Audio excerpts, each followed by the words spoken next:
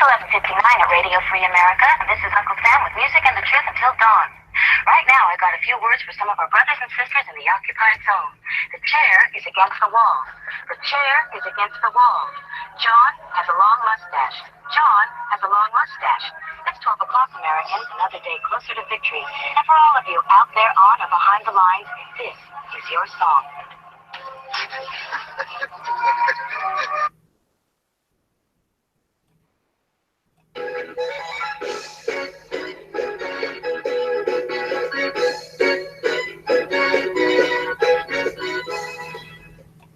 And welcome everybody to our daily gun show. We come to you live every day at 7 p.m. Eastern. That's 4 Pacific.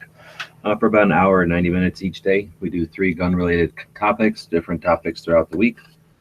We run it live on YouTube, and we simulcast it over at gunchannels.com, where we're watching the live comments that come in from the gun channel side. And then occasionally we see the comments on the YouTube side. We take the audio when it's all over and post it on iTunes as a podcast. Let's see. So we encourage everybody who's listening to the show now or in the future to leave us some feedback out there, to give us comments. I really appreciate the comments because that let us know where you are and who's out there. It also gives us some feedback, which we really do appreciate. It gives us some direction to follow and some information about some of the technical stuff sometimes. So we really do appreciate the people that participate out there on the various platforms. We have 5 guests or 5 hosts that are 3 of us are here today.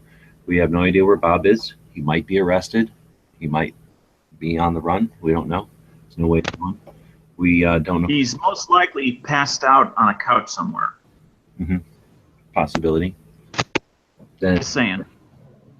We assume Z is going to show up here in about an hour when he's done with one of his 9 to 5s. Otherwise, we got Smeggy jumping in from Michigan. Thanks for joining. Hey, how's everyone doing today? Good. And we got Dano jumping in from Illinois. Absolutely. It is a great day to be alive.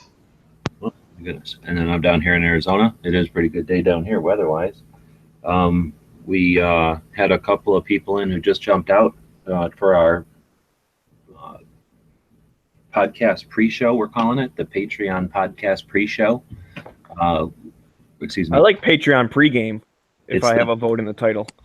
It's officially the Patreon podcast pre-production podcast production. Anyway, we got enough P's in there. So anyway, over on Patreon, we'll drop a link usually when we start the show up early. If we're doing behind the scenes stuff like we were doing today. And you're welcome to jump in and hang out and give us some feedback and participate with the show a little bit. We told them they were welcome to stick around and watch as like a live studio audience, but they decided to watch from the cheap seats like y'all are doing. Anyway, it's a little something different we're doing. Thanks for the people over on Patreon. A way to say thanks to them. Otherwise, we are watching the comments coming in on the gun channel side, and legally we're obligated to watch the YouTube comments as well. So thanks to everybody that's out there. We do appreciate the live part of the show. That's one of the reasons we do the show every day in this format, as opposed to recording it off air and then offering it to you once a week on iTunes or something. The interactive nature of the show, the ability for us to have an actual conversation with the people watching it live are unique aspects of the show and why we do it daily. Anyhow, that's what we are. Today is the Tuesday. I have to scroll up way high here. It's Tuesday, episode 312. We're going to be talking about show number 312. Can you imagine that? Yeah, 312 episodes of this thing. We've only missed maybe 1 or 2 in the whole over a year we've been doing the show. Having 5 hosts makes that possible. So thanks to everybody for pitching in on that. And we have format. Tuesdays we'll be talking about Second Amendment issues. Today it's children and guns. We'll be talking good idea, bad idea, slugfest, debate. And today it'll be traveling internationally with Earmiss. And then we'll have our hashtag Daily Gun Show showdown later on in the show. And of course, there was a tip-off from the intro music as to what state of the state we might be covering today.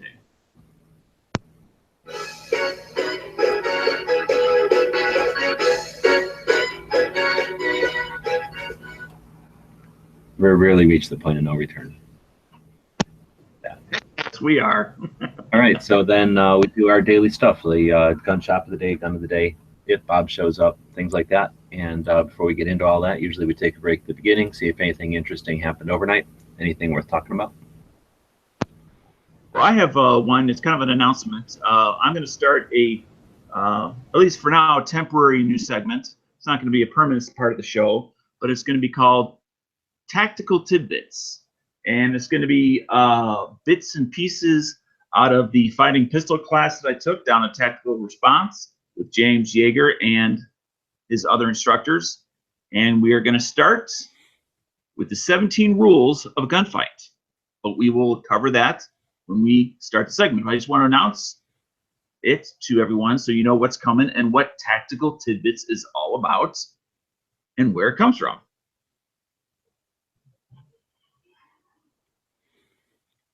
Very cool. Other than that, I don't know of really anything that happened. Tactical Tidbits, by the way, so don't bother. It's already taken. Okay, then. Yeah, I didn't really see anything that happened overnight that's gun-related or anything.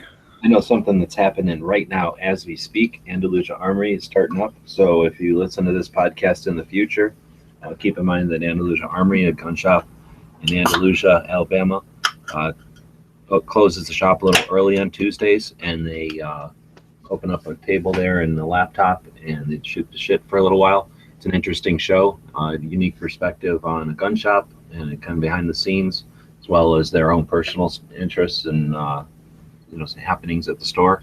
So definitely worth listening to. It's not scripted or anything, and mostly just a labor of love. They enjoy doing it, so we encourage you to check it out. It happens at the same time this show's happening.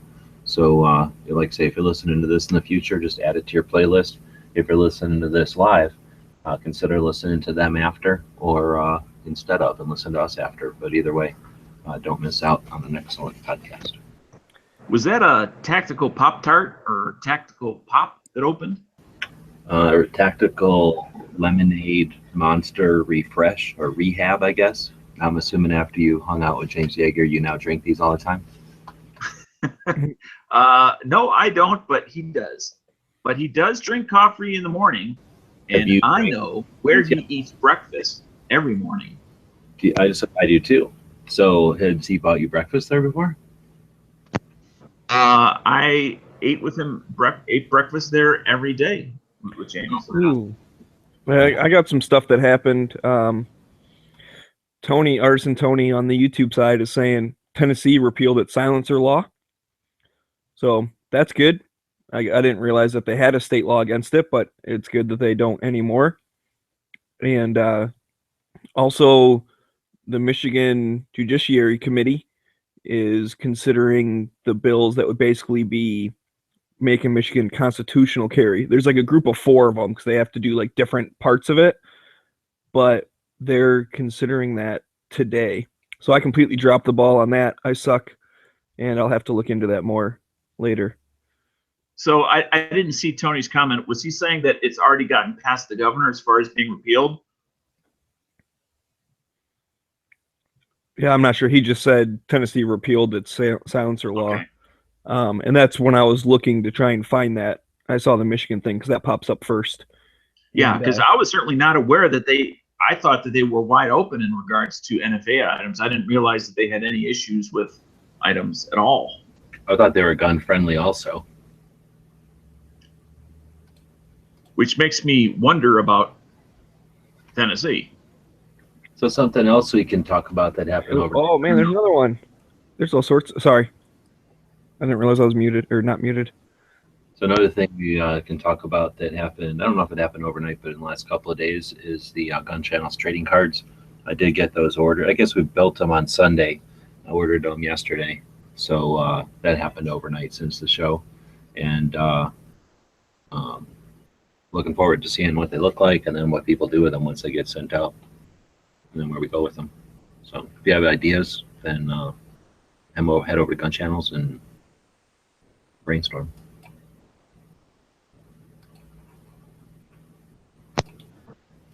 Excellent. Can you put that picture back up there? the screen you were sharing? Yeah, it's gonna take me a second. I just closed it. Sorry. There we go. The one with the, I don't know if that's a chick or a guy with the yellow background. This one? Yeah, who is that? You don't know who that one is? Well, it's kind of, I faded. I can't really see it very well. Can you hear it though? Can I hear it though?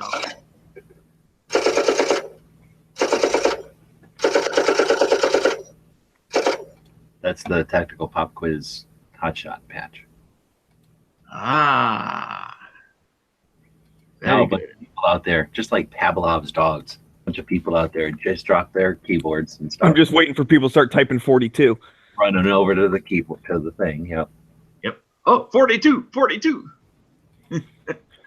So 29. I dropped the ball on Michigan, but Dano, you dropped the ball in Illinois. House Judiciary Committee passes Senate Bill 1657. Over a week ago, I gave out the number for 3 days in a row to call the governor because I know it was going to make it through the House. Now, it hasn't gotten to the House yet. Right, but it passed the committee today, gets. is my point. Right, and the only chance it has of not going through is our Republican governor not signing it. Wait, Okay. no, it's going to the whole House today, I thought. Right. It went through committee, so it's not its only chance as the governor. It still has its chance as the House of the state House. So, Well, I guess what I was saying is I have no faith in the House because they have such a record of such liberal bias. well, okay, that I can understand. So we do have something that can be done besides Dana's good idea of contacting the lawyer or the governor. If you go to this witness slip, which I'm dropping the link everywhere for everybody, these are instructions from Rock Island Auction, actually, that posted this pretty decent Instagram post. You go to that web address that, let me finish linking it to everybody out there.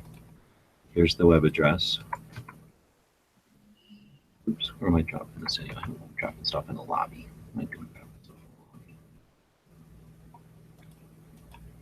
And then, anyway, you click on that, you fill this out. It tells you how to fill it out as yourself, or an organization you might represent, and then use record of appearance only, and then that gets sent in and can actually help out Illinois. Yes, because this will drive the vast majority of mom and pop stores out of business. And no, Tony, you do not have to be a resident of Illinois. You can be a witness that opposes from Yes. anywhere. A witness slip is, you're not actually, you're just simply, it's a opinion. It's a formalized opinion. Why they call it witness slip, I don't know. Because you're witnessing your freedoms Opinion? going away. Well, at least it's an effort, and again, we need to exercise these, spread the word. It's an the spreading of the information is an effort in itself, and it's a reminder that there's always stuff happening. We don't get a break from it. All right, so thanks guys for posting that. I don't know when we're doing Illinois. Maybe we should have swapped Illinois and Kansas. Now, did we have somebody coming on for Kansas to help us with it? Not that I know of. I know we recently get somebody from Kansas, although I haven't seen him lately on gun channels. You mean Night Stalker? Is that what his name is? No, I call him that though. So yeah, he's in Kansas now. He used to be in California. Yeah, that's the guy I must be thinking of. All right, we gotta hurry up. Z's out there. We gotta hurry up. Ruh-roh. Clean up that desk, Maggie. Get your feet off of there. So I think we're gonna get into the show, so that it looks like we actually did something before Z gets here. Okay. We All just right, came so- slacking off. Okay, children and guns, done. Second Amendment Next issue, children and guns. I'm all for it. I think children should be around guns, and here's what that worked for me, and what I think would work for all kids. So here it is. Here's the trick: make the kids clean the guns. It becomes boring, and then you have no interest in playing with guns. Really, they're interesting and they're fun, but unless just like if you have a motorcycle or something, unless that kid is really a techie, they're really into it, they're going to go out and enjoy riding a motorcycle or four-wheeler around. They'll enjoy going camping and stuff, but they're not going to like pull out their motorcycle and fiddle with it or pull out their camping gear and fart around with it. It's just one of those other things that, you know, the family has as tools, and that's what it seems like it was for me and most of my friends. Like when we went shooting, it was great, but it was just like one of the other things we did, and we didn't get all that. We were never interested in rooting around and causing trouble with them. So there you go. That's what it's like to parent with guns. Should I mention our Patreon page now?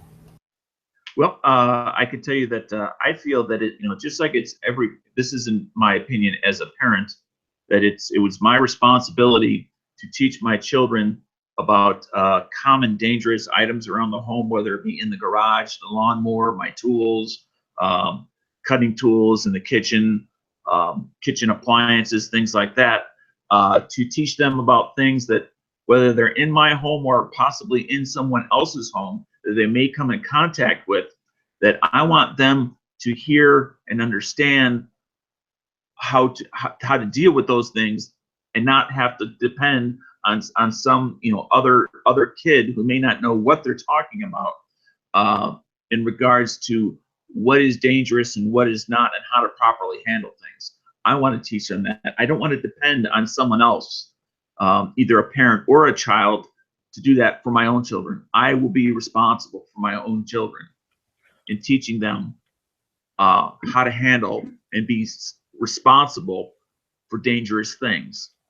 I just thought of a new Patreon level. Daniel will give your kids the birds and the bees talk about guns. Yes, I will do that. We should add that in there.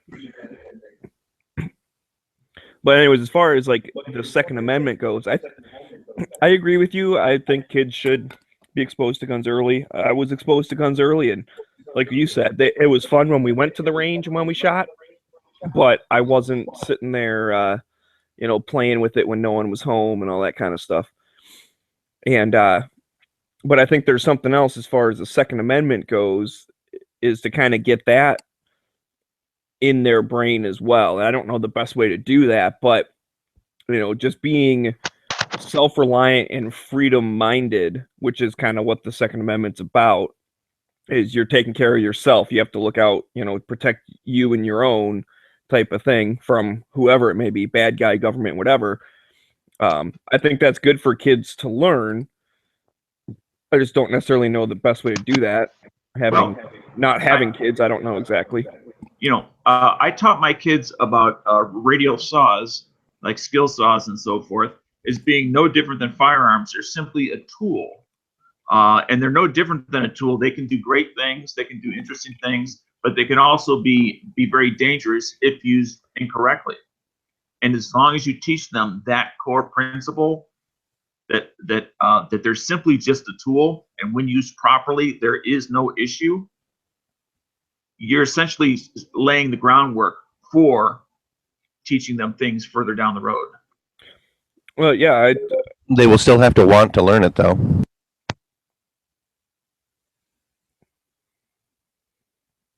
You can try and teach them everything that you guys just talked about. If they don't want to learn it, it's going to take a different approach. Yes, and that's a good point, because, you know, I've two children, two very different children, and one required just, you know, tell them one time and that was pretty much it. The other one, tell them several times, and then there had to be consequences. I mean, you can't use a cookie cutter approach, even with kids from the same household, the same parents, the same neighborhood, the same schools. They are individuals. Well, I got a question for you, Dano. You had mentioned that you will be the one to initiate and teach it to your kids for starters, and sounded like for the majority of it. What do you feel about the children that don't have that person, or that person is unwilling, or even worse, say that person is teaching them ignorance and lack of responsibility to the children's? Well, this next part is simply my opinion. Is that they're setting themselves for a life of not being responsible for themselves, and that has its own consequences. Yeah, but do you think that's where maybe there's something to be said about a school having some type of thing, kind of like dare, right? Like, hey, don't do drugs. Like, your parents should tell you not to do drugs. Like, that's I fine. want the But, like, school as far out of my children's mind as possible.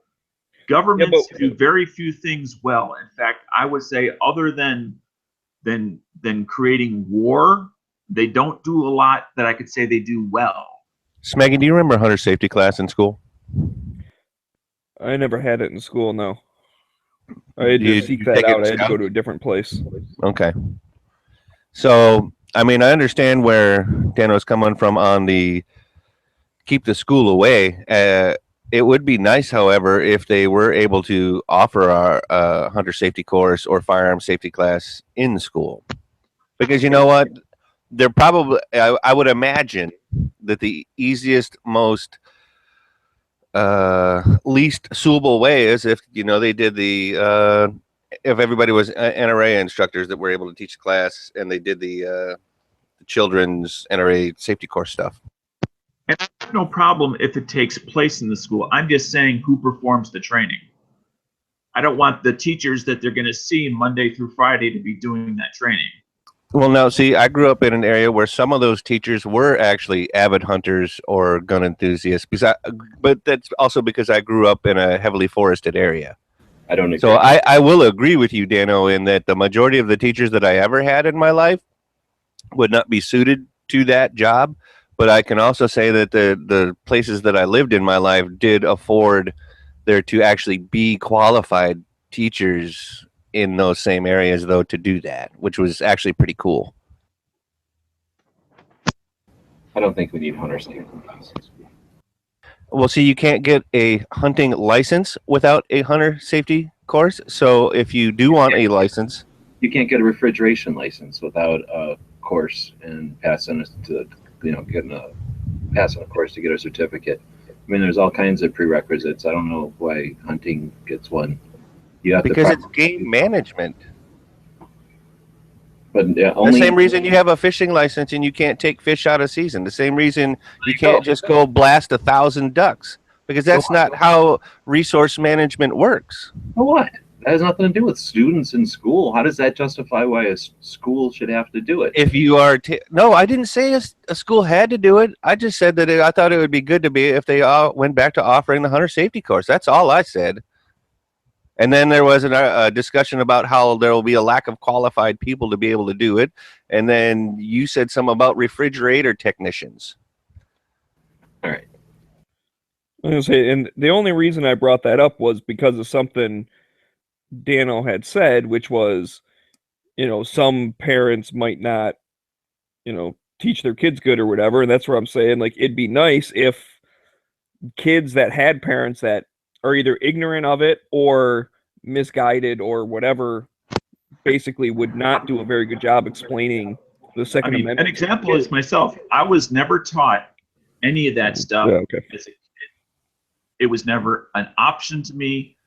I became a teenager and adult. I had to discover for myself, did I want to be responsible for my own life and my own successes as well as my own failures? Or did I want to simply lay that on some sort of system when I became mentally an adult? And I chose one path that was very different than what the rest of my family chose. You talking about last week, Dano? When you mentally became an adult? Was last week, week before, somewhere in there? It was a little bit before that. Cool. Now we got off at children and guns to wherever the hell we are. So, but my opinion is yes, children and guns can be a very good thing. If it's a bad thing, it just leads to dead children, and that's on you. So there you go. Getting back to children and guns, at what age, or if any age, should a child have a right to a gun? When you're born. I had mine when I was born. Your rights don't start at that age. When are you legally responsible for your actions? Is that 18? Isn't it like responsible as soon as you're born? Like our little baby that you're not legally no.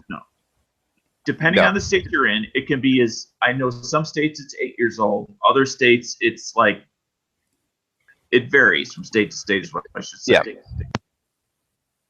So what, you're saying a 6-year-old murderer could go around being a murderer and they'd be like, you're not responsible for this? I don't think so. Well, they're not going to send him to a big person prison. No, but he's responsible. An individual's responsible. Well, then there'll always be extenuating circumstances. Anybody else would have got life or the death sentence, and that kid might get until not juvenile hall, but you know what I'm saying, the juvenile prison system until he's 18/21. Well, we're talking then probably let out. We're talking about fantasy because there aren't such The things. child is too young to understand the consequences of what they did. They cannot be held accountable. It doesn't matter. We're talking about fantasy, and it has nothing to do. It's irrelevant with what we're talking about. So we're talking about Second Amendment issues, children and guns. I'm going to say a more interesting thing, perhaps, to talk about, relevant, would be when do you start teaching kids about not guns, but our Second Amendment, what that is, and what's its responsibility, what our individual responsibilities are. I know I started learning that stuff, I'm assuming, in Scouts. What responsibility do you have to the Second Amendment? Eternal vigilance. If technically it's a right that is not granted to you by the government, if you're born with it, then why do you need to do that? Why is that your responsibility? Why is it all of our responsibilities to be in? No. I specifically asked you, sir. Yeah. Why is it all of our responsibilities to be eternally vigilant for our protection of our freedoms? Because that's how it works in a free country. It's not somebody else's job to be responsible for our freedoms. I don't necessarily think that it is your job. It can be your job if you want it to be your job, but I don't necessarily that burden is placed upon you, especially if it is a right that supersedes anything that the government grants you. You have that right no matter whether the government grants it to you or not. You can have your right all day when there's people trying to take your rights away. You can be right all the way up until the time you do nothing and they take your rights from you. What if I do everything and they still take my rights away? Then at least you tried. Yeah. When has that happened? I'd say you can make an example of that. The 19th Amendment, I believe. I can't keep track of one after the second. I'm sorry, that was prohibition. Yeah, well, people were vigilant and they repealed it. Eventually, no, that had nothing to do with the level of vigilance of anybody about booze. But also that ultimately every amendment is not a right. Just because like the first Correct. few are a right, they make an amendment that says, oh yeah, by the way, this thing is legal now, or it's illegal, or you can't do this, or government can't do that, or whatever. That doesn't mean it's a right. So the 19th Amendment isn't the right to drink booze. It's just like, hey, it's not Actually, it was the repealing of that right, as a matter of fact, which is, like you said, it's bullshit. Okay, well, whichever one. Because then there was the other one right after it that brought it back. So I thought that's the one that the 19th was. But yeah, so they took something away, and they were like, hey, this is illegal now. You didn't have a right to drink booze to begin with that the government specifically stated. But somebody on the panel had asked, when did that ever happen? Like it had never happened. I simply pointed out that it has happened where the government has done stuff like that, whether people were vigilant about it or not. Now, granted, we were able to rescind or change that after an amount of time, but that doesn't mean that it wasn't taken away in the interim, correct? It was taken away, but are you going to suggest that everybody sat around saying, it's my right to drink, so la-di-da, and then... So they did, and that's where bootleggers and all that other stuff came from. It started with, if it's your responsibility to be vigilant for the protection of your rights, and I don't know where we got off on the prohibition. Part of So I back to children and guns. So I was asking when kids should be taught the concept of the second and I guess awareness of it if you're gonna suggest they don't need to be vigilant of it. No, I wasn't saying that you don't have to be vigilant. I'm just saying, why is it your responsibility to be vigilant? You can do that if you want to. If you don't care, you're not going to do it anyway. Well, do you teach a kid when he's 21 years old that, oh yeah, you could have been spending your whole life protecting your rights? Or do you teach a kid when he's a Cub Scout that there's things you can do to be active and to let others know how they can be active and how your voice can help steer others' votes? And you as an individual can have effect in the world. So, in other words, it is more important for us to facilitate our agenda than to let anybody else facilitate theirs, if those are the results that we want. Is that correct? Are you saying if you do nothing, something else will happen? Oh, I bet if you do nothing, something else will happen, and I'm not saying it'll be a good thing either. As to what age do you start teaching them about the Second Amendment and stuff like that? How old were we when we watched Schoolhouse Rock? I'm just a bill sitting on Capitol Hill. Yeah, Yeah, I mean, exactly. That garbage when we were what, 6 or 7, maybe. Maybe children, a little earlier. when children come to the age that they begin to understand the difference between right and wrong, and how you have a right not to be hit, not to be smacked upside the head, that's the time to start getting into rights. What are rights and what are not rights? I think that's an interesting That's part concept of because you understanding your rights doesn't necessarily stop you from getting punched in the face, though. Now, the ability to defend yourself, that has a tendency to slow it down.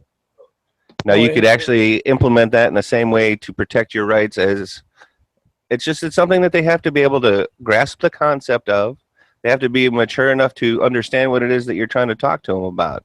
Now, if you do want to start with like the Schoolhouse Rock stuff, where it's something animated, there's a song, and they can get little basic parts of it to get them started at 4, totally down with that. I think that's great. And then as they mature and hopefully, you're raising a human being that, these are things that you can slowly implement, the entire time until, you feel that they're responsible enough perhaps to handle the firearm for the first time, or you take them to the range for the first time, or like G was saying, where they're in the Cub Scouts working on their way up to the Boy Scouts. Like all of those things are very important to be able to do that, but there's no one path, correct? But the idea, when kids are, whether it's first, second, or third grade, but they start to get the idea, they can understand the difference between right and wrong, and they can tell you in their own words why something is wrong and why something is right. That's the time to start entertaining those ideas, those concepts that you want to pass on from your generation to the next. Yeah, and that's something I wanted to bring up as far as like the when question, because I've heard that before, and people like to throw out numbers, and I see that out in the chat, like, oh, BB guns at this age and 22 at this age. But I don't think there's a set number. Every kid's going to be a little bit different, but when they're responsible enough to do it, then you let them do it, type of thing. But I think as far as the Second Amendment goes, was kind of what I was asking earlier, and I don't know how to do this, but you kind of have to like instill just the idea of it, the ideas of freedoms, the ideas of rights, and what you said, the ideas of you need to protect them because there are people that are always going to be trying to erode them. They're always going to try and take them away. And as Americans, this is our right. And I think it's as far as age, as soon as you can have rational discussions, like you don't teach them what to think, teach them how to think, that type of thing. And maybe even play devil's advocate with them and see where they go.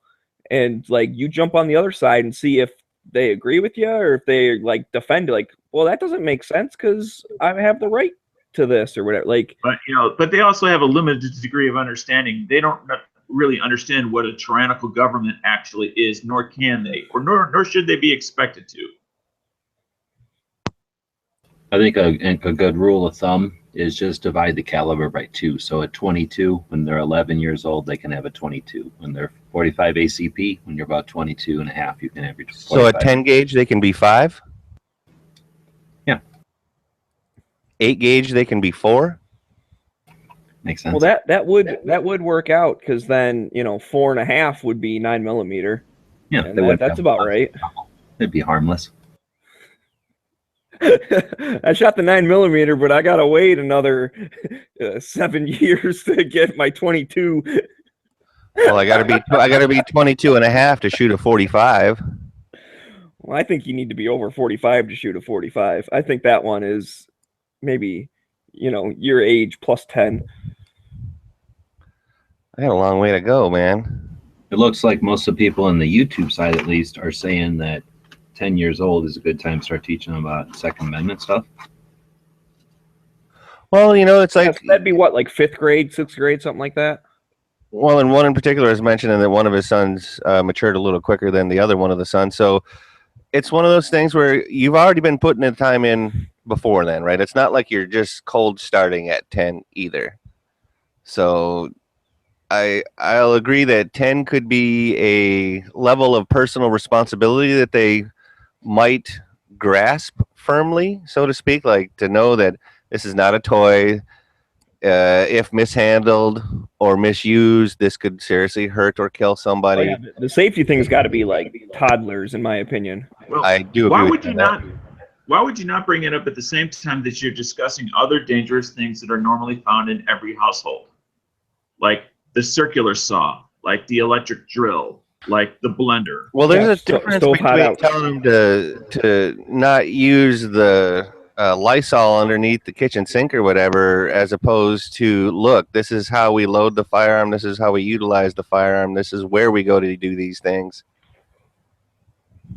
And Tony's kind of right. Yeah, when they start reading, they can start to learn about the Second Amendment at that point.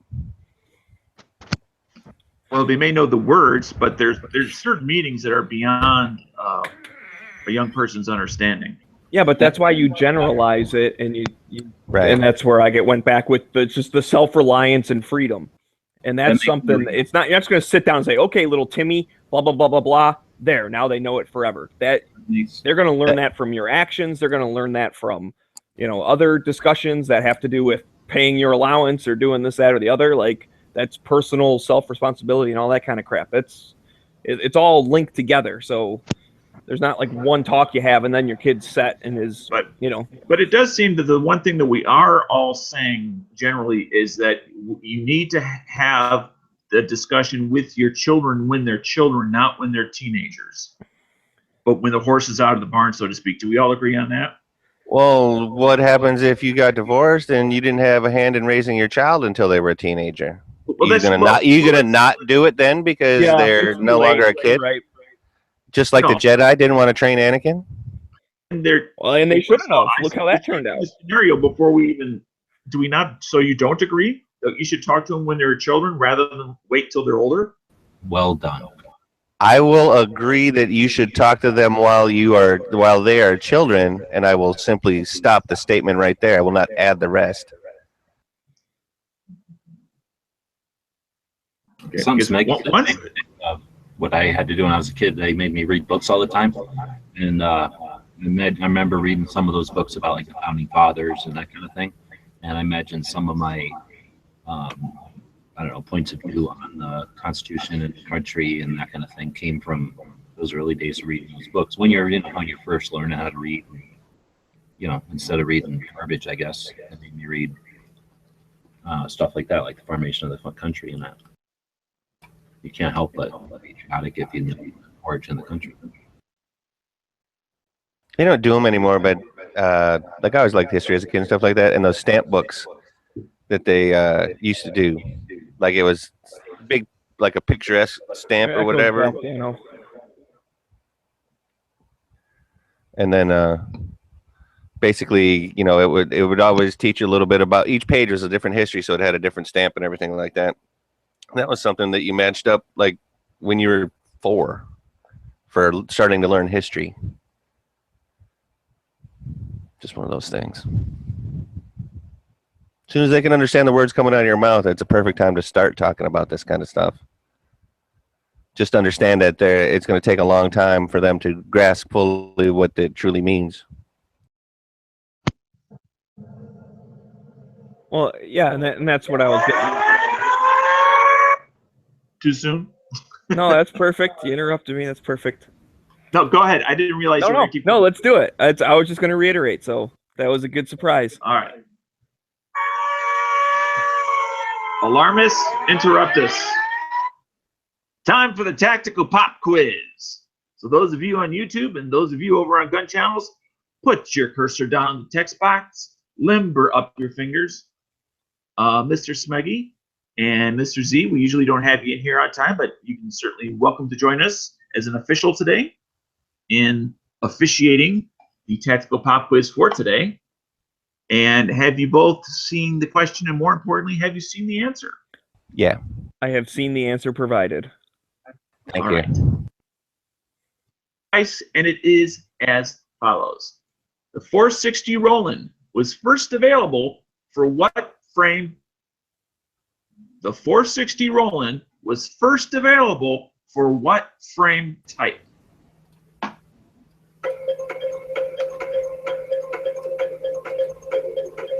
.42 N. Incorrect. A we winner, go. winner, chicken dinner, angry American. Not even an answer on YouTube yet. Not Angry even. American with 1911 is the frame. The 460 All but the Roland. Brave, 1911, 442. Let's. I like DB's laugh out loud though. Angry American is correct. It is 1911. So you know what to do. But for everybody else out there, always good for a reminder. Go to dailygunshow.com/pop quiz. Fill out the form. Put your first and second choice. And congratulations, Angry. Pop quiz winner. Back in the winner circle again. Must become a second nature to be such a winner all the time, Angry American. That makes you the technical pop quiz hot shot for today. So good job. We're gonna make it happen. Living the dream.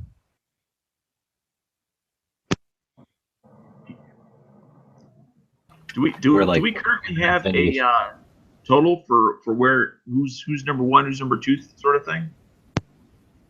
Oh yeah. I don't have it on me, but I do have it totaled up as of like yesterday. Okay. So we're 43 minutes into the show, and we haven't even gotten out of the first segment yet. So I'm going to suggest That was a good segment, though. I liked it. So basically, we were just trying to milk the segment until Dano got around to doing the tactical pop quiz. So now that we can move along, we're going to go into good idea, bad idea, and it'll be traveling internationally with firearms. And before we do, we're going to feature one of the members over on Gun Channels, like we are fond of doing each day. This week we do have a bit of a theme to them, so if somebody can figure out what the theme is. Yesterday it was tactical Pomeranian, right? Pomeranian, right? And then today it's Jason Gray. So Jason posts quite a bit on the main news feed. He doesn't jump into the chat so much, so you might not be as familiar with him. But when we built Gun Channels, we do want to make it for everybody who's interested in guns for whatever area of guns they're interested in, however they choose to use the internet. And it's Jason Gray, been a long-time member of Gun Channels. And if you haven't checked out his channel, we always have a link on the show description. So that means if you're listening on iTunes, you can go to our website, dailygunshow.com. Click on the show archives. You'll see a show description, quite a lengthy show description with links, description of everything we've talked about on the show. And you'll have a link to the Gun Channels member of the day. Or if you're listening on Gun Channels or over on YouTube, same thing. You can look in the description of the show and click over onto their channel. Feel free to friend them, follow what they're doing. And, that's what the whole Gun Channels thing is about, networking with people that have similar interests and whatnot. Has he been around lately? He comes around intermittently, about like standing on a second. Okay. I'm unfamiliar with this person, but that doesn't mean that I haven't met them or talked to him. The patches that look like hand grenades, they're the most recent. He did the Freedom one. That looked like the Wonder Bread or whatever it was, or the Hostess. Yeah. Okay, then I definitely know who that is. Then. A mount. What was it? When Mount Treadmore. It was the Treadston or the Gadsden flag. Mount Treadmore. Oh, yeah. I got you now. All right, good idea, bad idea. We need to come up with a theme song for good idea, bad idea. We just get what? We don't have anything in there? I don't know. We don't really have a theme song for it, is what I'm saying. Oh.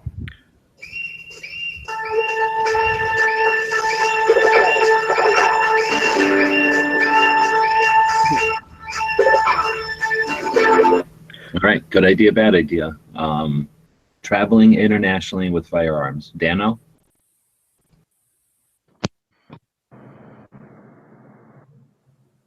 Seriously?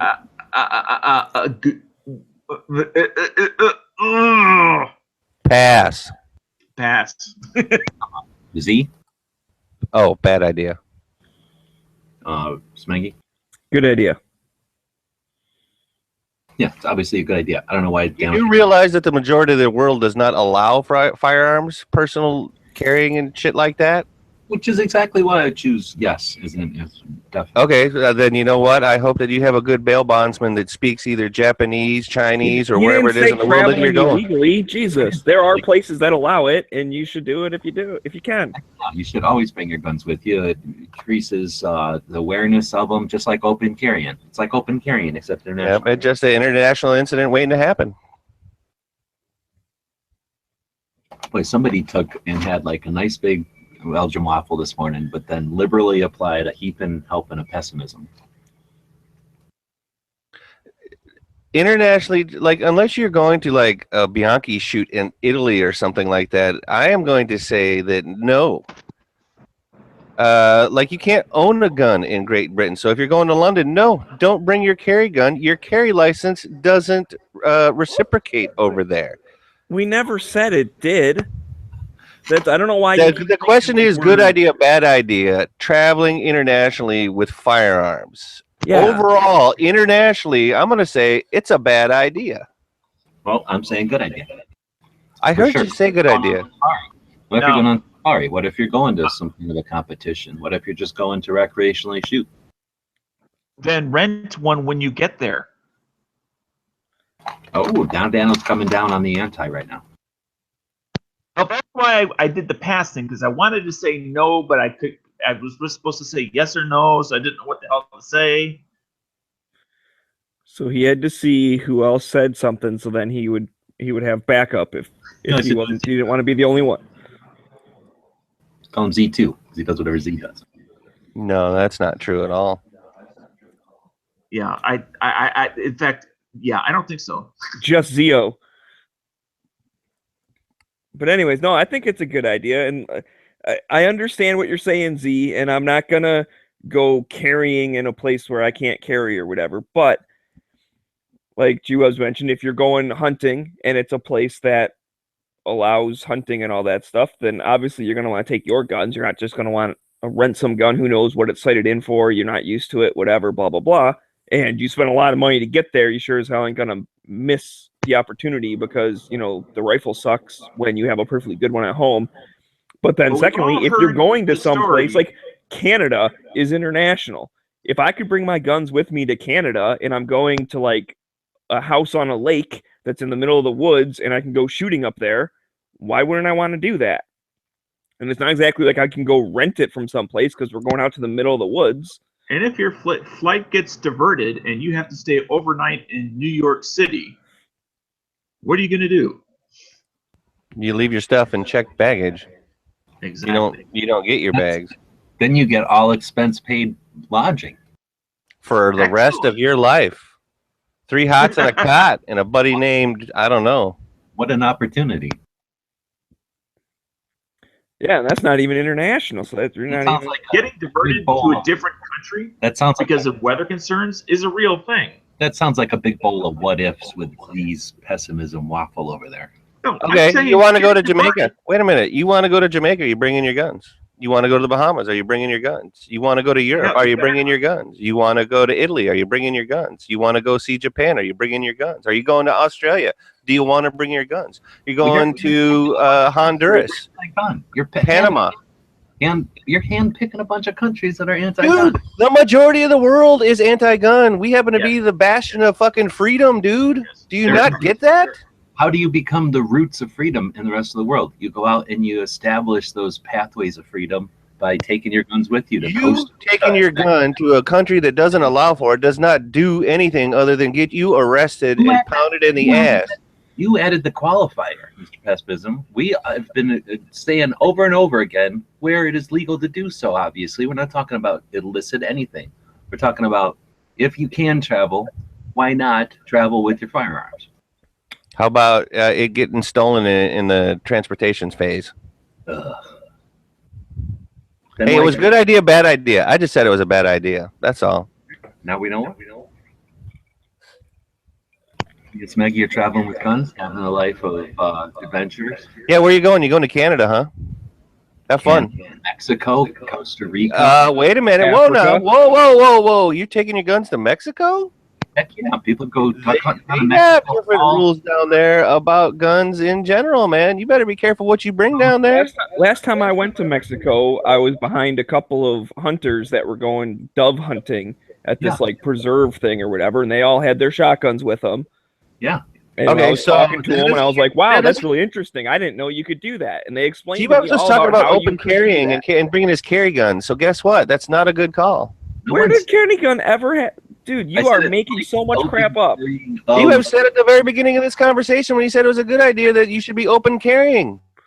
No, come on, dude. Yes, you did. You're the Yankee in me. I said it's like the open carry version of internationally traveling. Oh, so you didn't say it. Okay, not a problem. So those words didn't come out of your mouth. Okay, I got it. It's an analogy. It's using another. You were talking shit. Okay, I got it. What? No, he wasn't talking nothing. He would. All Right. right. I'm all for it. I'm big on rentals. Rentals. Well, what's wrong with rentals? I mean, do I want to spend 10 grand on a gun for big game hunting if I'm a big game hunter when I can just rent one when I'm there? And what quality of thing do you think you're going to rent in the middle of Africa? If you go to a high-end safari place, you will be able to get what you want. When you're back home lording it over everybody that you just got back from safari on your gun chat, on your hangout or whatever, and then you're showing everybody like the picture of your rifle or the rifle. That's what I'm talking about. Like, why not keep that? Why not have that rifle that you have if you don't want to? Definitely. I'm showing a picture of the dead head on the ground and me next to it smiling. Of the animal that I brought down with my bare hands.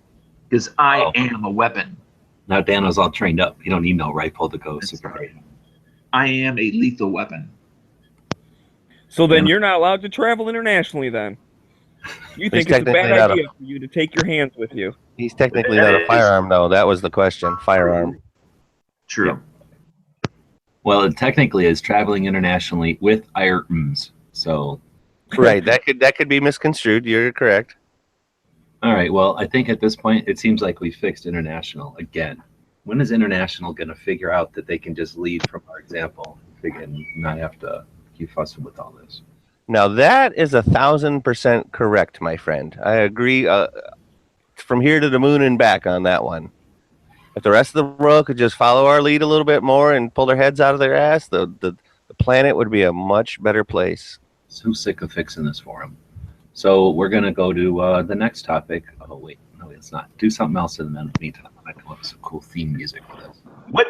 Today is Tuesday, and we usually feature a state each Tuesday. What? Yeah, hit or miss. Sorry. And although I'm not sure what the topic is called because it kind of falls under Second Amendment, but we still do feature a state. And today's state is Kansas. Carry on, my wayward son. There'll be peace when you are done. I love that band. And what can you tell us about Kansas? Yes, I will.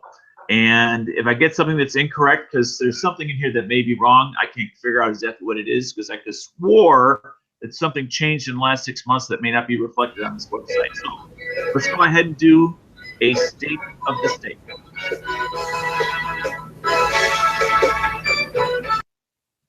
For Kansas. All right. There is no state permit to purchase required. There is no firearm registration. There is no assault weapons laws. There are no magazine capacity restrictions. There are no owner licenses. Breaking up, Captain. Are you breaking up real bad, Dan? I believe they also have constitutional carry now too. Yes. You broke up for the last half of that, Dano. Okay, they have open carry. Did you catch that one? Nope. There's no permit required to carry. Did you catch that one? Well, that was what I just said about constitutional carry. I think they just got that last year or the year before. Okay. NFA weapons are not restricted. They do honor peaceable journey laws, and there are no background checks required for private sales. Now, earlier before the show, we were talking about how constitutional carry had passed, but they did not require permits for concealed carry before anyway. So we were wondering if it was by having constitutional carry, if that simply documented the fact that it was indeed a state right. Versus it was just not specifically listed as legal. Steadley's out there saying that there's a battle in Kansas over the right to carry on campus and in hospitals. Yep, there certainly is. And right, and we'll shift over to that in just a sec. I just wanted to do the state of Kansas. Yeah, that is Kansas that we're talking about. No, right.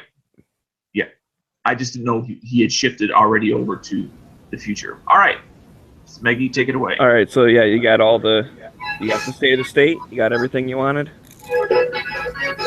So the only thing I've seen so far, like pretty much this legislation section, has been a bill to exclude carrying from state or municipally owned medical care facilities, including the Kansas University Hospital. But I guess that would be other state-run medical facilities as well. And that is House Bill 2278. Crap, I already closed the thing. Dang it. It already went through the first part, and it's over in the Senate now. So it started in the House. There was another bill that was introduced in the Senate that they didn't really go anywhere, and I think that's because the House Bill 2278 caught traction. So then they just let the other one sit there or whatever. But it is saying that they are gonna. Oh, wait, is this for Monday? Hang on a sec. Yeah, this is from Monday. So they say tomorrow, being today, Kansas Senate is scheduled to consider House Bill 2278, and that it seeks to make it unlawful for individuals to carry a firearm for self-defense into a state or municipally owned medical care facility, including the Kansas University Hospital. Legislation goes further to prevent the lawful carry of firearms into community health centers and state or municipally owned adult care homes. So you go to visit grandma, you can't bring your gun with you if it happens to be a municipally owned adult care home. So that's kind of annoying. And like I said, that's pretty much the only stuff I've seen going on in Kansas has all been about the medical institutes. And there was a couple of different Senate bills that didn't go anywhere. And then this House one that already passed the House, which I forget the number, but it was all of them to zero. Nobody voted against it. And I find that very surprising. So I'm not sure the actual politics of Kansas or what's going on. Was it just a whole bunch of people choose not to vote instead of vote no or whatever? But it was just really weird to see something pass the entire House and it's just blah, blah, blah to zero. I forget the number, 100 something. So that was odd. So you can carry your guns across the border, but you can't visit Nana? I don't like that. I agree. That is dumb. So I am curious, as far as with Kansas current laws, and this is, I guess, is a question for G-Webs. Do you see any significant difference as far as the freedoms allowed in Kansas and the freedoms allowed in your state of Arizona?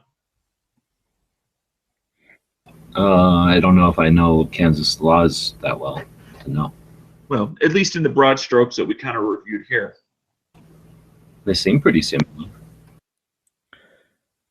Yeah, they seemed pretty pro, and it sounds like now they're trying to like carve away just a couple of other things. Because I'm sure, there's already rules on like, you can't carry in a jail or a court or whatever. So they just like tack onto that and like, oh yeah, also this place and also this place. And that's how the antis like to do it. They get a precedent in of like, there are places allowed to carry and places not. And when they start, it's only like one thing that's very obvious. Like, yeah, if you're an inmate of a jail, you don't have the right to carry. Like, that makes sense to everybody. And then they just keep expanding it because you've already decided that there are places not allowed to carry. And I don't understand why medical facilities, because a lot of states do this, even like states that have permits and all that, it's one of the things listed right on there as a prohibited place. And I don't understand why hospitals or doctors' offices are some special thing that you shouldn't be allowed to carry in. I understand a jail. I can kind of understand a court. I can kind of understand a stadium, although I think that's dumb. But I at least kind of understand it. And then, and also hospitals. It's like, what? That doesn't have to do anything. Like, I broke my arm. I got to put my gun somewhere. Like, what do? You got to go to the hospital. Come on. Don't Yankee it, because they're places of chaos and danger. So you don't need to bring that element into it, especially when there's unknowns. There's lots of unknowns in a hospital. In an emergency room situation, therapy situation. That stray bullet that you were utilizing to defend Nana when you brought her in there actually hit the oxygen tank that was just down the hall, and then it blew up a portion of the hospital. Oh yeah, exactly. Dangerous equipment. A hospital is not a nuclear reactor. Let's not take it. But let's be honest that an oxygen tent and or the bottles that they're in, yes, they will ignite and blow up. Very much so. So why don't we take shooting guns in a hospital to its own topic, because this is Kansas. Oh yes, excellent. Yeah, that almost seems like a good idea, bad idea type of thing. Carrying in a medical facility. There's a difference between carrying in a medical facility and shooting in a medical facility. There's going to be a difference there. There's a sign on the door that says, "Please check your rights here." Yeah, we don't need to get into it all right now. Maybe we're just all hopped up and wanting to fight, but please check your rights. Hashtag please check your rights here. Yeah, that's why I fly with the metal Constitution in my wallet. So if they ever say like, "Hey, you can't take that on a plane," I can say to them, "Oh, I'm sorry, I forgot. I have to give up my rights before I can fly."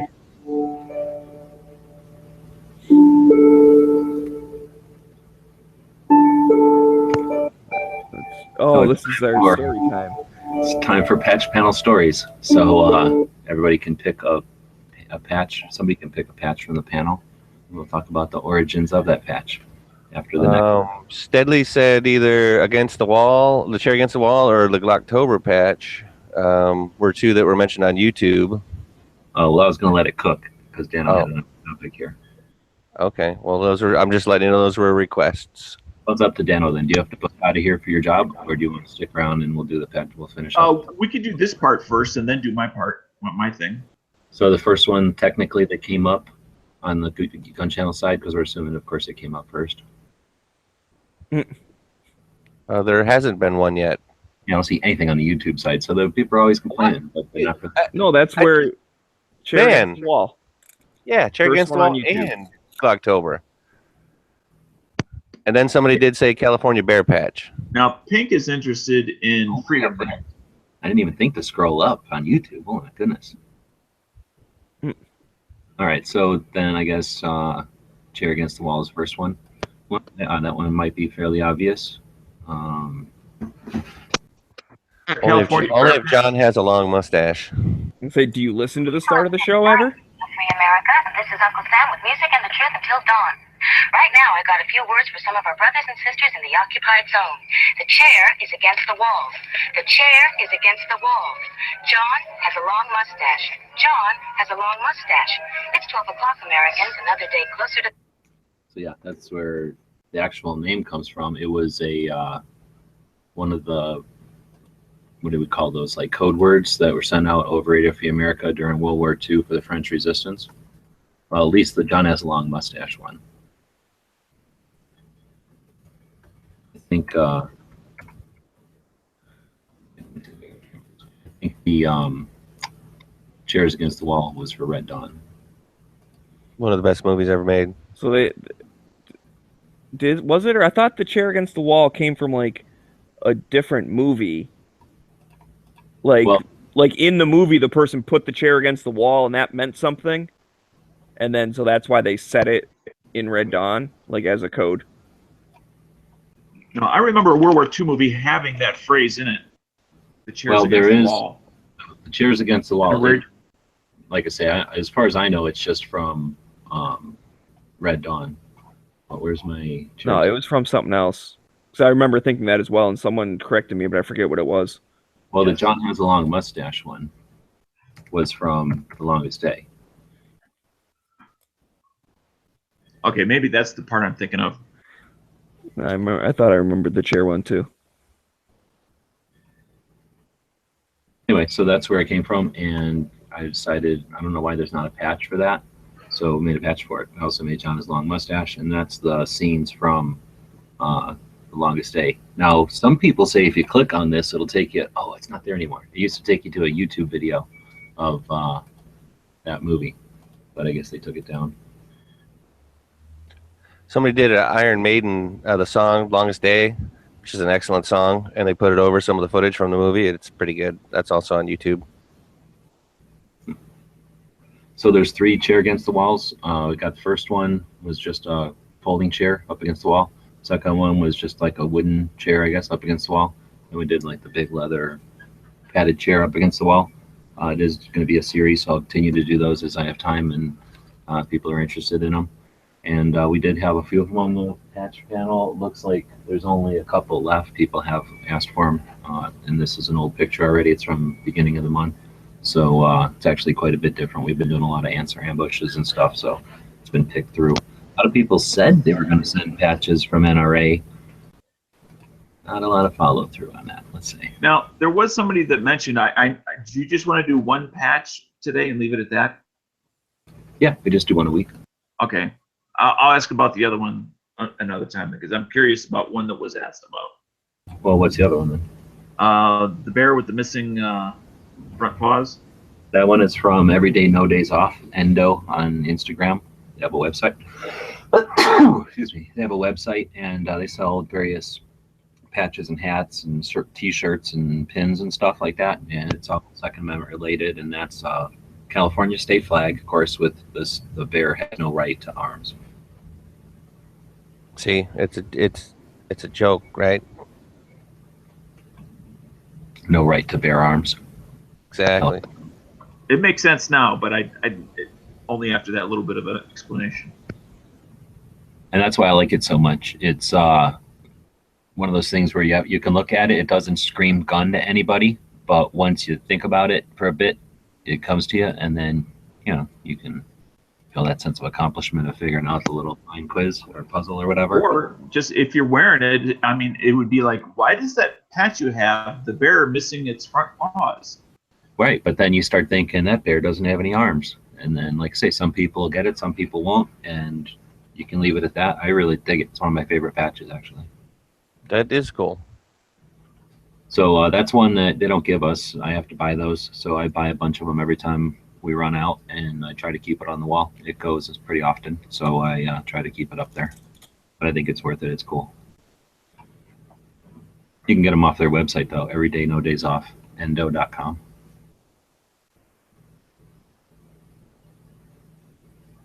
Well, we got 2 stories for one today. That's awesome. Ready for the next piece section? Do you even have any theme music for it? I have no theme music. Sorry. I don't need no stinking theme music.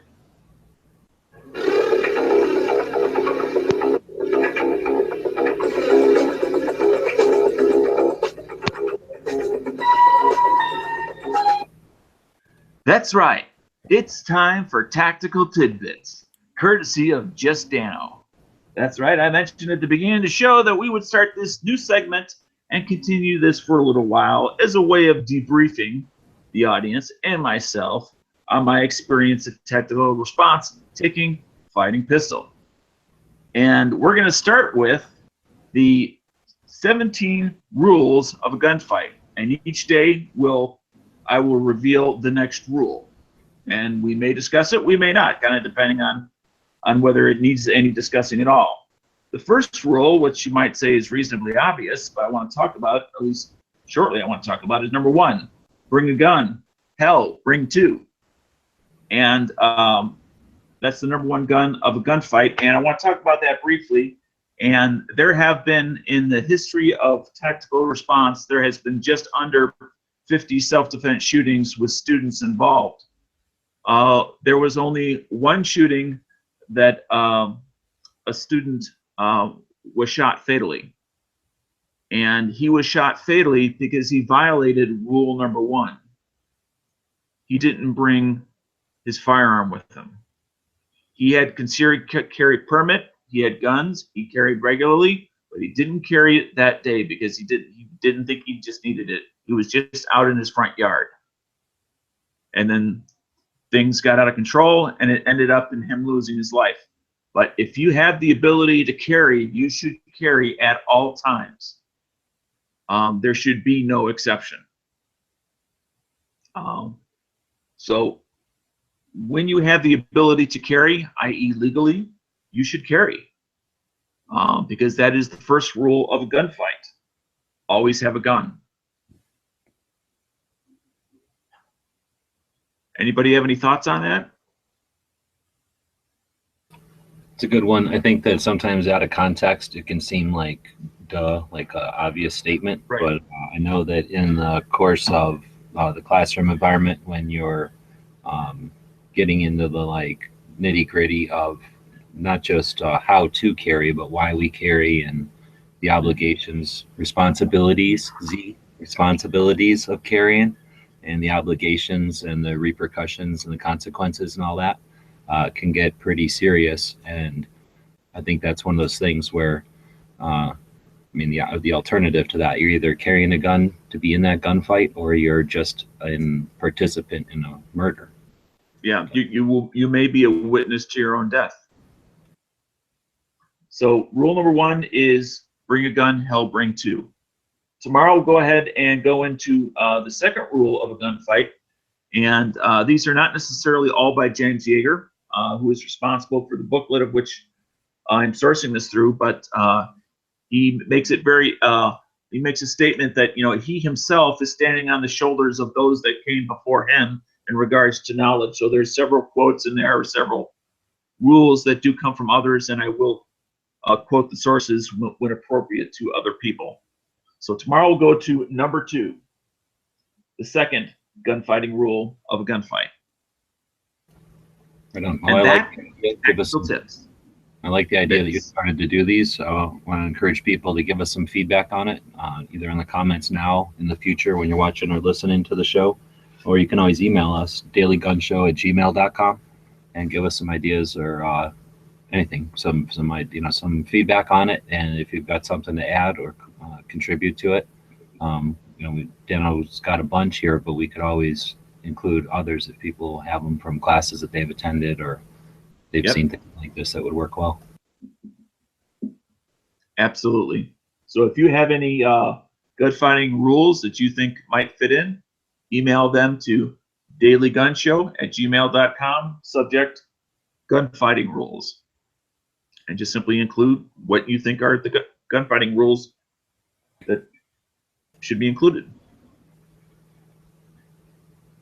And that's Tactical Tidbits for today. All right, where do we take it from here? We have a new topic. Oh, I'm going to come up with a theme song for this new topic. So why don't we go to Gun Movie of the Day? Sure. 100 Rifles. Jim Brown, Raquel Welch, Burt Reynolds. I don't remember if it's the Mexican-American or Spanish-American War. guns, rifles, rebels. It's great. Never saw. Should have watched it. Well, that doesn't surprise me. Have I ever seen any of them? Sometimes I have. You've seen more than a few. Come on. Nobody else on the panel probably has, though. Yeah, I was too young to see this when it was in the theater. It came out in 1969. I was literally 8 years old. But I would have liked to have seen it, looking at the cover. Well, it's been on TV since then, because that's where I saw it. Yes.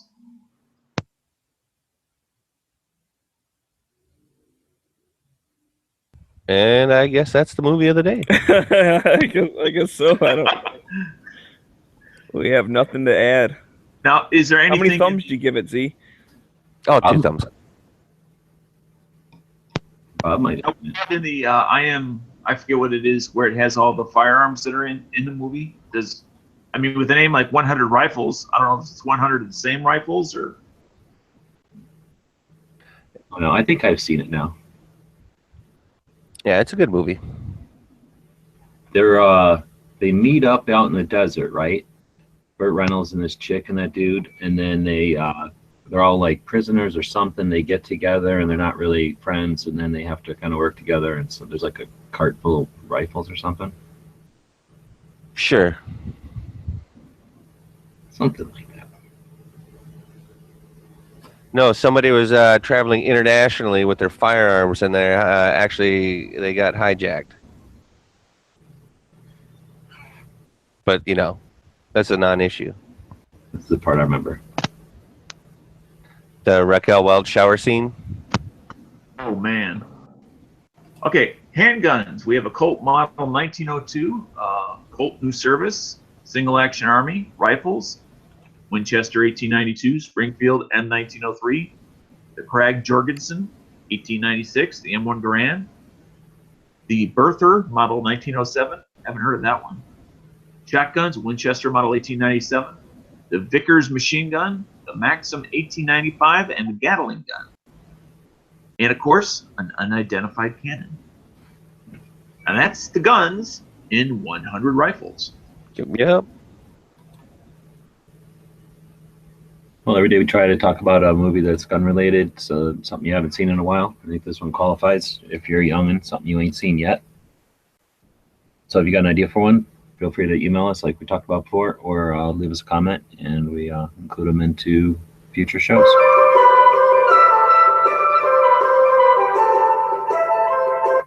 Well, that mythical music can lead us into our next topic, a new segment that we've got. I gotta say, I'm kind of digging these little transitional musical tunes here. Or we're stepping it up. We got about $4 more over on Patreon, and we're making it worth their while over there. We are taking it to the next level, and we added new segments all over the place. And this one is called Myth of the Week. Myth of the Week. And this is a typo because it says 9mm is a bad round. Oh. So you're saying? Well, no, that's why it's a myth then, right? Absolutely. It has literally stood the test of time. So does popularity equal effectiveness? Actually, I said nothing about popularity. I talked about longevity. It's proven itself through battle-tested time. Well, usually the number one rule of if you have a 9mm is you need to be fighting your way to your rifle. The rule is if you have your pistol, you should be fighting your way to your rifle. Especially if you have a 9mm. Well, I think nothing to do with 9mm. I think a 9mm being a wimpy, inadequate round, its reputation for that comes from back in the day when it was competing with 357 mag and 38 and 45 ACP predominantly, or even more like 44 Magnum, 41s, people that carry around 32 Magnums, whatever. So when they entered the scene as the semi-autos, I can remember when that was still a thing, like in the olden days of magazines, reading the magazines like Guns Magazine or whatever, periodicals, and they were loaded with lever actions and revolvers, and then 1911s, and maybe some other semi-autos, especially like those European ones and stuff. But when Smith started making nines and seen some of these other 9mm come around, like I think that's where it got its actual reputation. Now, after how many decades that's been, like you're saying, use in the military, all kinds of law enforcement use, I guess it's kind of hard to consider it still just a young punk on the scene. But I think Fuds is where it gets that reputation originally and why it's still around.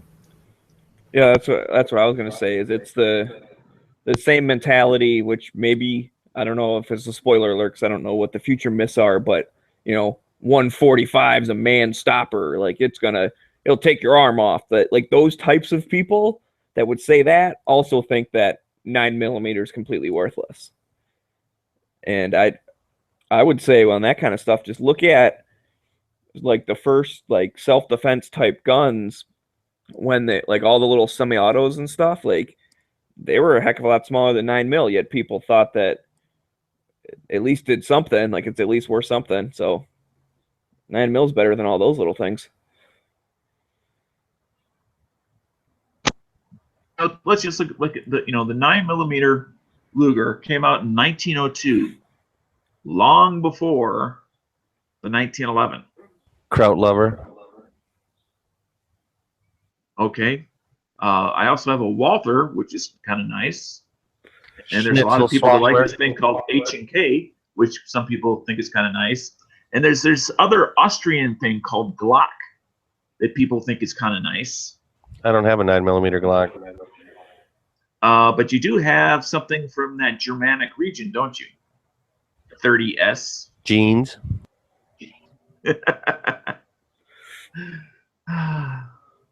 But yes, it's been around a very long time. And through time alone, through widespread use around the world, and it's also been around to take advantage of the advancements in metallurgy and powder and bullet design in general. I mean, without those advancements, it may not have continued its use. Right, and that's what I was going to mention too. Like, I mean, if you're comparing Full Metal Jacket to Full Metal Jacket, then yeah, it's going to be a smaller hole. Like, I agree. But with the hollow point stuff, it's fine. Like, it's adequate in defense. I'm not saying it's the most powerful out there. I understand it's not, but I think it's powerful enough to cause a bad guy to stop doing bad things to you.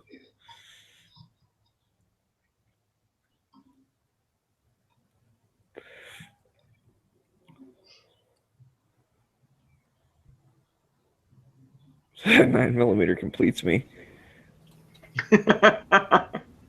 Well, so 9mm is bad round. I guess you guys are saying the myth that 9mm is a bad round is a myth. So that's busted, is what you're saying? Yeah, like it's a busted myth. It's without justification. No, I'm saying it's a confirmed myth. It is true to say it is a myth that 9mm is a bad round. How's that for a double negative with triple Stone positives? cold, mother. I almost said it. Whoa. I'm not sure why you got so angry all of a sudden. Because he's a thug that carries 9mm. It's hard now. I'm a stone cold mother. Almost said it. Yeah. Shut your mouth. Talking about the shaft. I'm gonna go ahead and put a line to myth of the week. Hopefully you enjoyed that new segment and let us know feedback. Stone cold. Hopefully we'll have some other myths that aren't necessarily arguing about calibers. Get me going. We're trying not to. We don't know how to stop. I'm a stone cold mother. Okay, let's move on. What's next in the show? Showdown? I don't know. Are you guys even ready for that? I'm ready What's to for be it. ready for? What was the number last week on this thing that we're talking about next? Number of people? Posts. I don't know. I usually try and forget the episode as soon as it's done. Take a shower. No, he means the number of hashtags. Oh. Because we have 340 now. How many did it have last time? I don't know. All right. Well, we have a number more. We'll head down. There you go. That's the right answer. Does it really matter? We will see. It's interesting to note. I'll go to the past shows and try and look that up here. My computer's being a little slow.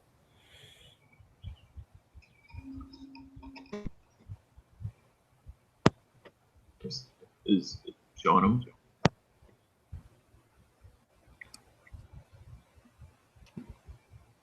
So Dead Air says we should start with the first one. It was 295, so we have 50 posts, or 45 posts since then, or something like that.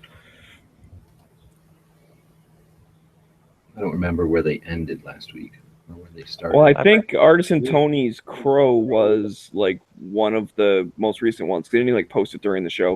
All right. Yes. So I'll start with his Crow there. Start on this one from Pink and go backwards because we got to. Okay. So I like that one.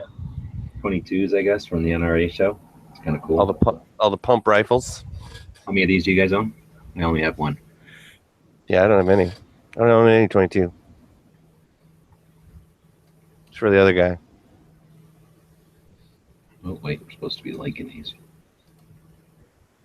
Next up, we got Dog Body, bunch of black guns. What do you think of this black coach gun? Looks like it has a rail on it. What? It might. Some of those Stogers actually does have a. I don't want to call it a tactical coach gun, but it's practically a tactical side by side. Is there a rail on the top, like for an optic mount? There is. Yeah. They Should put be a like a red red dot dot. on there and a little flashlight and stuff. That's pretty cool. Yep. There you go. You think he's meeting up with Bob right now as we speak? I don't know. It's possible. Now that's a nice 410 right there. That's pretty. Midget targets in there. That'd be kind of cool.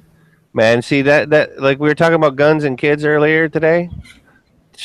6, 7, you take that kid out with that gun and we start shooting clays. Just saying.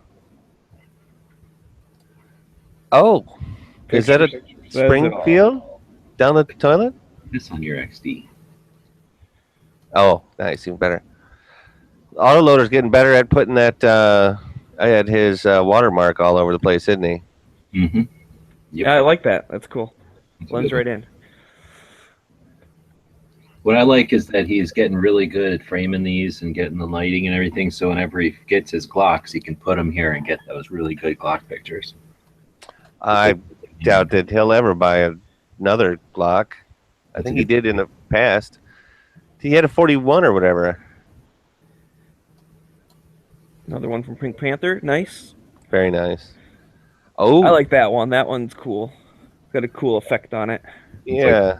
These are Uh-oh. Somebody, Cave Dave joined the party. Finally, dog and guns is always going to get a like. Yep, and bayonets. Yeah, it's going to be hard. Unfortunately, for some reason, no magazine, and for that reason, I'm out.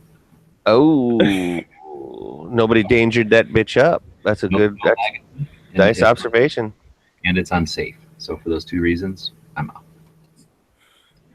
Oh, come on, Mr. Wonderful.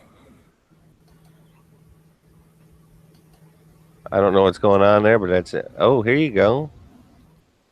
I don't know what this one is either. Do you? I don't know. Yeah, I don't know what's going on there. Obviously, that pay the toll thing's about like paying the river Styx or whatever. Yeah. The boatman. Now, if that AK that he had against the wall was this AK, well, then that tells a little more of a story. This is a Yugo. Right? Because it has the 3? Well, yeah, it's a Yugo. And this is probably Bulgarian. Nope. There you go. Oh no, this says Polish. New Polish build. I thought it was from Yugo because of the wood color. But he's saying it's Polish because of the Polishness of it. Definitely like the plug. Should always get a like for the plug. Yep, unsolicited plug, not reposting this, just posted it on his own. So very cool. Thank you for that. I don't know what this is. Oh, it's one of Chris's pictures that got reposted by this weapons promo. I guess we'll thanks, but we'll give them a like. They added a bunch of this business down here. I don't think Chris puts all that in there. Maybe he does. I guess let's find out. He does put an amount sometimes, but he doesn't usually go that far. We're about to find out. Click. Oh no, it is him doing that. He is doing that. Okay. So we'll have him and Autoloader and others who take pictures, who create content, and find out what kind of results they get from loading it up with all this. Because I've heard interesting feedback from the reposters themselves on what their opinion is of people who load up the hashtags. So it looks like Clay decided to put down this Glock 20 next to a target that's been shot by a shotgun. A 9mm. He says it's his first shots with 10mm. I don't think he can be believed. It says, and one box of 40 Smith & Wesson. So how does that work? Well, he's got a 10mm, not a 9mm. So that means he can just put the 40 in there with like a little step stool, like a little booster stool, and then boom. That's no problem. You can just fire it in there? With the booster seat. Wow. A little bit of boost. So what is this guy got a vape? And then he was like... Don't want any secondhand vape. I like this one. Artisan Tony found this Loch Ness monster. Or no, it was on Mars. They found a Glock up on Mars. Glock 19, it looks like. So do you think one of them rovers dropped it, or like an alien? I think if Bob was there, he would have called the police. He wouldn't have bothered taking pictures like that. Then we got Dano loading it up with his own picture there. Early watch. I think he was deciding on getting this or not. Yes, I believe that was one of the questions. And DB said, what? Sell it.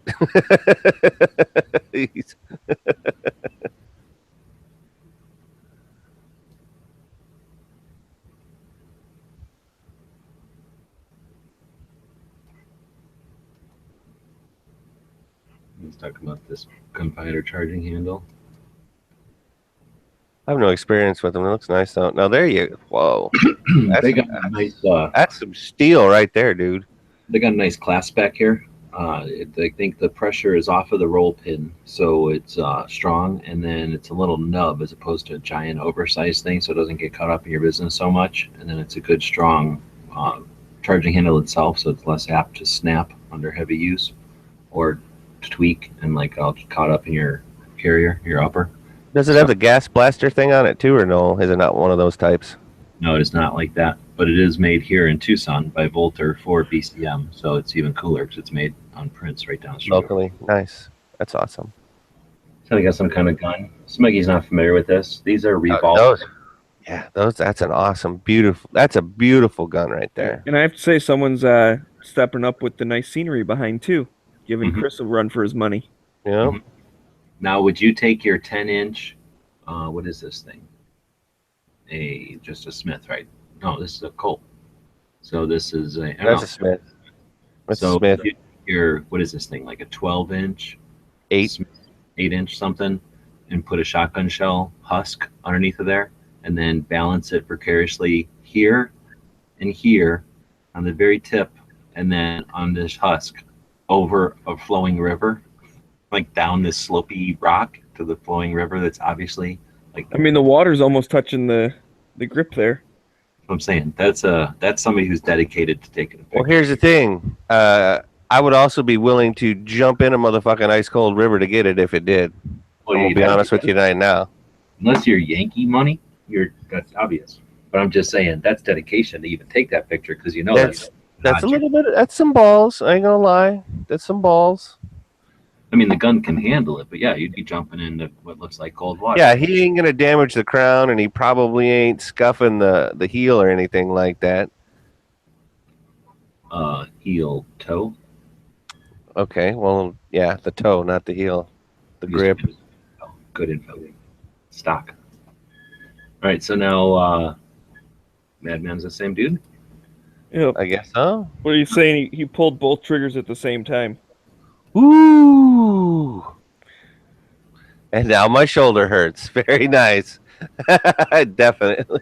I haven't had a double barrel shotgun that you could fire both at the same time yet. I don't know that I'd necessarily. Now look at that. That's nice. You got to get down in it to go do that. Yeah, but look how far away it is from the river. Man, he's phoning it in. Phoning it in. It's not even hanging over the river at all. That's like the new thing to make it get like a boat up on the go down. Here's a good one. Knives. Getting shit done. Hit blasting. Yeah, the hero California needs. Senor Cuchillo. Cuchillo, as opposed to cuchara, which should be a knife. So that's Mr. Knife. Senor Cuchara would be Mr. Fork. What's Cuchillo? Knife. Okay. Smeggy putting his. I don't know what you're doing. You should. Plethora of stripper clips to use. Plethora. He's got a whole stable of them fillies. He's got his chicks riding the stripper clips though. They're supposed to be pulled. Well, you know, they were having some fun. But thanks for grabbing them. We do have them for sale over on the store. Do I have a link to the store up? No, of course not. But anybody wants to grab them? Oh yeah, we do. Right here. Boom. Go to the store. Click on 2A Designs. They're right here at the top for you. We have them in that OD green color and glow in the dark. Do appreciate it. All that money goes towards keeping everything going. Where are we at? There. And that mini revolver patch. I want to know where you got this giant, looks like a tenderfoot one or just a plain scout one. But that's huge. I mean, the priority snail, we were talking about Jason earlier, that's one of his. And how big that one is. This is like a 4-inch. So this is like pretty big. I mean, that one's a 3-something. I swear he stitched Velcro on the back of that Boy Scout patch. Well, he may have because they don't really Velcro anything. They usually the whatever, the glue or iron, right? Right, but I'm just not sure what this is for. I mean, it's bigger than a pocket. It seems bigger than a arm or something. Maybe for like a pack, like you put on your backpack or something. I'm not sure what it's like created. Oh, like its designation where it's supposed to go. Yeah, I mean, it's obviously cool looking though. Maybe it goes on your book bag or something. Yeah. Do kids even use book bags anymore? Is that a thing? Scouts probably do. Yeah, they probably do. Yeah, Oh, what is that? this is what fake. is that? It doesn't even have a front sight in it. Fake. You're right. It does not have a front sighting because I didn't want to lose it. Did it stay in there for the travel at least? It was in there for the here you travel go. book. There's an answer, by the way, G. It is. He got it when he was an assistant scoutmaster. Okay, cool.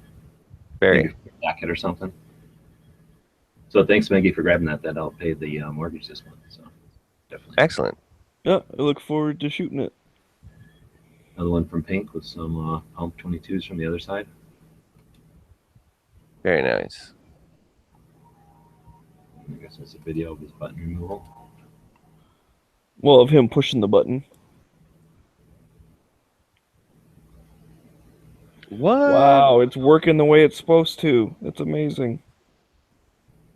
Notice that though? I noticed that when I was shooting with heavy. These little tiny mags, you don't think about it, but you have to like pinch them out of there. They don't just like, they're not like having a big handle that you can yank out of your mag well. It's weird, especially if they don't just drop free. Well, and let alone when you're jamming it in there too, isn't it a good way to get a pinch if you're not? Because like you said, when you've got a regular magazine, you can just grab a hold of that thing, jam it up in there, and you're all good. You don't even worry about that stuff. I don't even know how they deal with that over there. Yeah, it's weird. Looks like Jimmy's got a braille. Yes. He's well bird. Oh, there you go. Think he's got enough lube ready for this thing?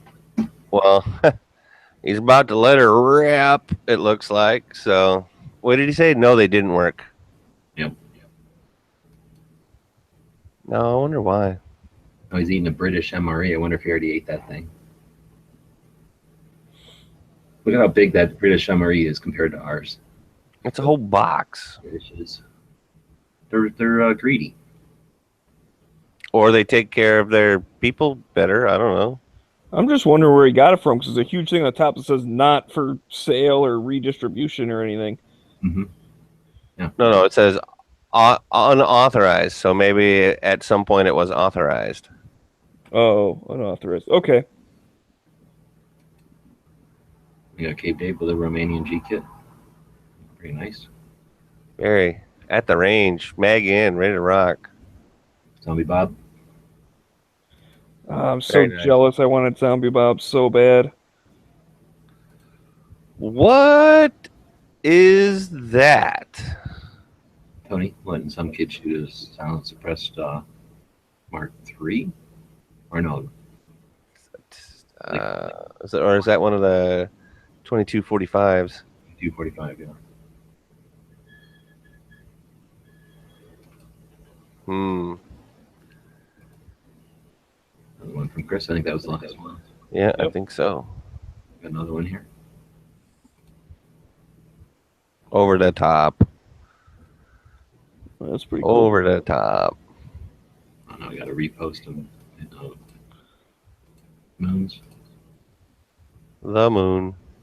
Oh, yeah. I posted this one. This is Bob eating. Look how much food he ate. All of that's like 2 pieces of eggs, and then Yep. some kind of Bacon. sausage and bacon, and all them hash browns, and 2 giant big ass pancakes, and these 2 biscuits, and that gravy. Gravy. And you Yeah. see how much cream there is here? Bob can wipe out like All 3 that. of them, like saucers of cream like that. Well, here's the deal. Think about this, G-Webs. How long did he make it down the road before he had to take a shit? Yeah, exactly. He's always like, "Oh, my dog has to poop every hour." Maybe. Yeah, I don't think so. Looking at that. Maybe it's the dog. He definitely has to take a poop break every hour. Another thing of 22s, bolts. Well, that's What's where I the think junior rifle? The junior rifle corps. What is that? What's the junior rifle corps? How come we don't still have that? Well, What's because the oath? No kids will try to become an expert shot anymore. Oh, The kids don't have that kind of responsibility. yeah, they don't. They're not taught it in school, so they're not taught it at home. Where are they going to learn? Watching video games? Not at a young age anymore.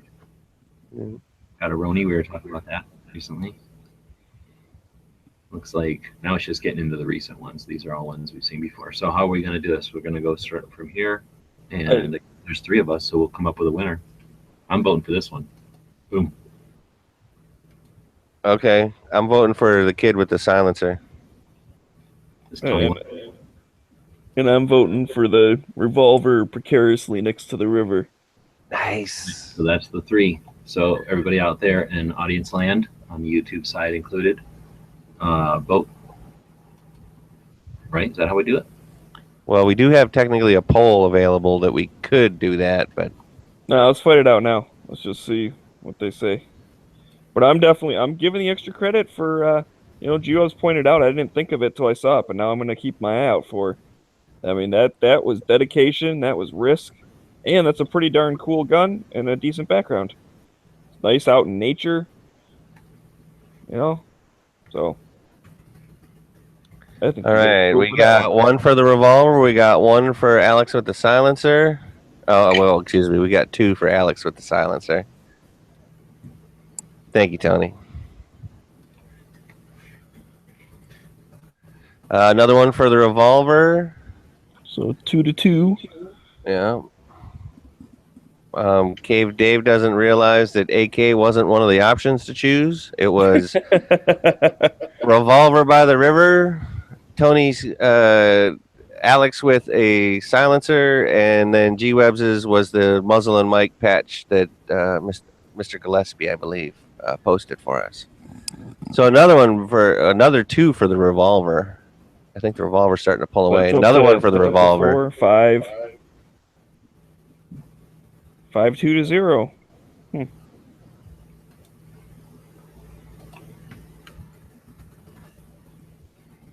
Yes, we are checking gun channels, by the way.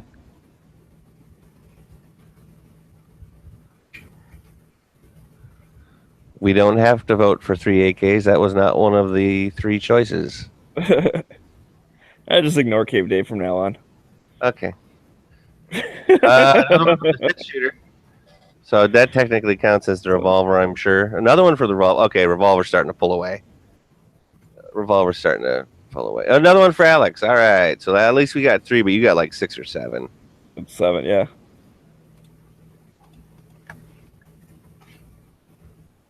And GUS did put up, thank you, a poll. Oh, so is this going to be a delayed reaction winner, or is everyone got to go do it right now? Well, I think what we can do is we'll have the winner call it from now, right, from what we've got. But then next Tuesday, we'll look at the results of the poll. That'll work. Does that work? Yeah. So far for today, it's the revolver. Far and away. It's doubled or tripled. What do they call that? Like that's the poll results or like the ballot results? And then we'll see the official results next week. Oh, yeah, the exit polling. Yeah, that's the exit polling is the revolver.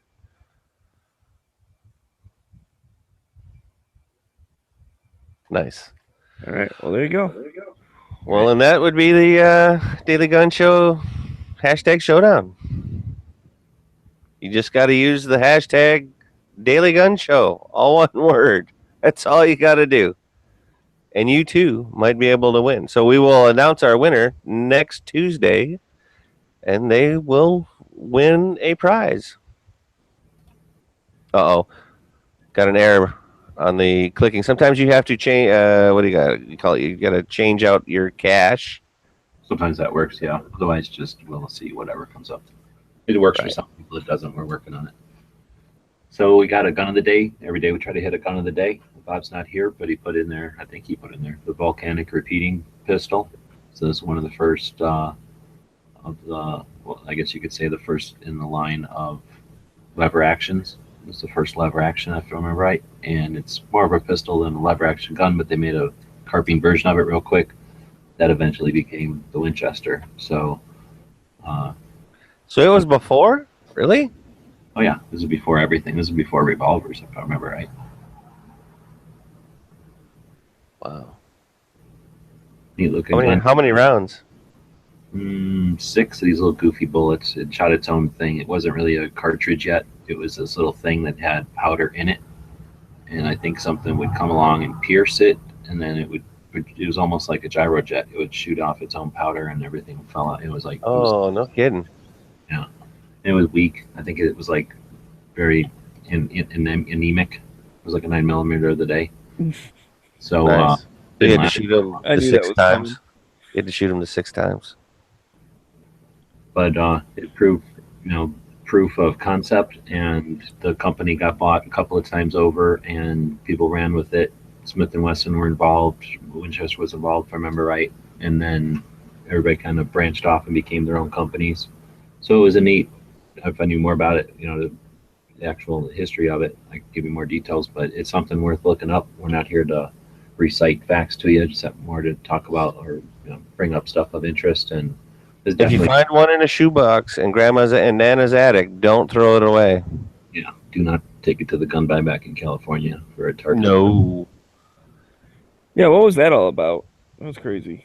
Yeah, it's horrible. So very cool, and I'm sure somebody's out there has done videos on it, and there must be TV shows about it and stuff. It's so cool. Oh, look at that dude. Excuse me, sorry. The dude holding on to it. Go for hand size there. It was all the way on the left. Yeah, so how big is that really? Okay, so it's about as long as like what, a Dragoon or whatever, a cavalry pistol, so to speak. Just keep in mind that this says Canada, so this could be a Canadian. Oh. You have no idea how big that is compared to a non. So that's like one of those NAA revolvers then. Could be. No, it was the beginning of a lever action, so I'm thinking it was not too much different than, like this one, where it would be like if you made a pistol out of the lever action, so it'd be substantial. Of course, for a smaller round, so it'd be like a little 22 lever action, but still, kind of. I never picked one up, but I'm assuming kind of a weird feel to it. If given the opportunity, I'd shoot one. Oh yeah. I don't know if you can anymore. I don't know if that ammo. Hey, Larry Potterfield says if you can create it, you can shoot it. So he's one of those guys. You just might have to figure out how it gets made, and then you make your own. But then again, he is the owner of, what is it? USA, Midway USA. So he can kind of do stuff like that. Old Larry. Let's see. Oh, okay, we're going to do that. And then, so that was the gun of the day, and we try to hit a gun every day. Bob's going to be sporadic again when he goes back to Canada. He runs all over the place, so he may or may not be around. So anybody that would like to suggest some guns of the day, again, our email address is dailygunshow@gmail.com. You can always leave them in the comments on the videos or on comments on iTunes or something, I suppose, but emailing us is probably the most direct way. Something that we check out. It's putting it all in one place, so it gives us one thing to check. So we do appreciate anybody that wants to participate in the show in that way. Give us some direction. We're more than happy to include some guns that you think are interesting or unique. Let's see. And on that same note, asking favors of our audience. We do have quite a few people watching still, and we do appreciate the people that show up and watch us live. And that's people we're going to ask favors like this to. Over on Patreon, where we have a bunch of people that follow us that help support the show financially, paying for some of the shipping and stuff like that. We post things over there. Like today, before we started the show, we did a pre-show. So we posted the link over there for Patreons only. Since I guess we're narrowcasting this to the 24 people that are supporting us over on Patreon, and potentially anybody who decides to follow us over on Patreon for as little as $1 a month. We'd ask that when we post stuff over there that you give us a like and you leave us some comments, again, to participate in that platform. Patreon, just like any of the social media platforms, is going to appreciate, or it's going to see a post like we did this morning with a bunch of comments on it as a channel that has more activity than another. So when it comes time to recommend channels to other Patreon supporters, that kind of activity helps us to be recommended. So we do appreciate that. And we'd ask that favor that when we post up over there, or if you would, sign in over there once in a while and go through and take a look at what we're posting and click on the little like or leave us a comment, and do the same for the other channels you might support over on Patreon. Like I say, behind the scenes, the way technically the way these things work, that does give us more, that helps us out. So we do appreciate it. Also lets us know you're over there. So again, it kind of gives us a little bit of moral support. I think with that, though, we're about done with the show today, correct? Looks like it. Like we got lines through everything. So we'll be back tomorrow with episode 313. We'll be talking about what you might carry besides a gun for CCW. We'll be talking about top 5 gun songs. And then on Wednesdays, we do the tactical quiz. We have our gun shop of the day, gun show, our gun of the day, and everything else. Oh, that makes me think we didn't do a gun shop of the day today. I was kind of figuring Bob or Dano would do it since they've both been traveling. So I feel like we've let the audience down. But tomorrow we'll be here. We'll try to do a better job for you. And we'll be back same time, 7 p.m. Eastern, 4 Pacific. And that'll leave us with gun channels tonight. Being Tuesday, we just had Andalusia Armory running, I think, about the same time that we were running. We had Sean Ponnery earlier today, I believe. We have Hit or Miss coming up, like in minutes, I think. Hit or Miss Tuesday at 9 o'clock. Yeah. And then it's what's the dude's name? He was doing the 50 Big Gunner. Big Gunner, yes, Big Gunner. And he has that dude on today from, he just told us over on Gun Channels. Whoa. Zoomed out. We'll definitely check out his chat later for the big surprise. Oh, no, it's not surprising. I told him we would tell people about it. Oh, okay. Go down to the chat here. He told us in the lobby. For the reason I'm zoomed all the way in so that you can see the poll results, which makes it really weird to find the chat room over here now. I guess I could unzoom. Okay, yeah, I'm way down here. Today he has, where'd it go? Dang it. It's a guy from a TV show. Really? Yeah. Well, then we should be watching Big Gunner 81. The guy from Better Call Saul. He has the guy from Better Call Saul on today. What? Yeah. Really? Yeah, on his podcast this evening. Right That's after. insane. Everybody should be watching that later. Everybody, because last night was Better Call Saul. So, Are you saying that just in case they miss Rick's, they should not watch Hit or Miss? I think Rick's is usually after Hit or Miss. So I don't know that it'll necessarily be a problem. Okay, so it'll be okay if they watch Hit or Miss. Yeah, And we'll definitely we'll remind them of that because that sounds cool. Oh, that is pretty cool. And yeah, I think one ends when the other one starts, just like this. What a symbiotic relationship, except for Angela's arm, right? Who we walk all over. We step on her necks. That's okay. They're big boys. I don't They can necessarily think that handle it. we should revel in that, though. You know, that's just my opinion. You do what you like.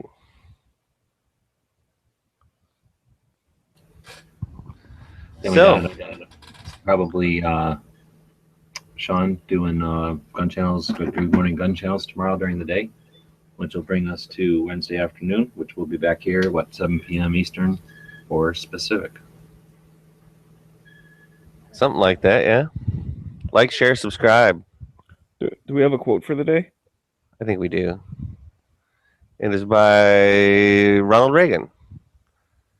We must reject the idea that every time a law is broken, society is guilty rather than the lawbreaker.